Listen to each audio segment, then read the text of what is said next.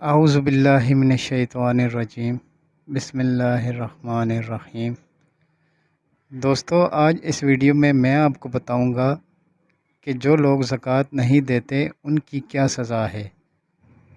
ज़कात ना देने की सज़ा। हज़रत अब्दुल्ला बिन मसूद रज़ियल्लाहु अन्हु कहते हैं कि रसूल अल्लाह सल्लल्लाहु अलैहि वसल्लम ने फरमाया कि जो कोई अपने माल की ज़कात अदा नहीं करता, उसका माल क़यामत के दिन एक गंजा सांप बनकर आएगा और उसके गले का तोक बन जाएगा।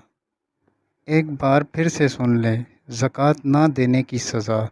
हज़रत अब्दुल्ला बिन मसूद रज़ियल्लाहु अन्हु कहते हैं कि रसूल अल्लाह सल्लल्लाहु अलैहि वसल्लम ने फरमाया कि जो कोई अपने माल की ज़कात अदा नहीं करता, उसका माल क़यामत के दिन एक गंजा सांप बनकर आएगा और उसके गले का तोक बन जाएगा।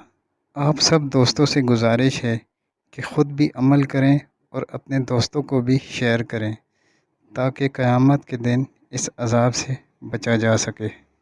अस्सलामु अलैकुम वरहमतुल्लाहि वबरकातुहू।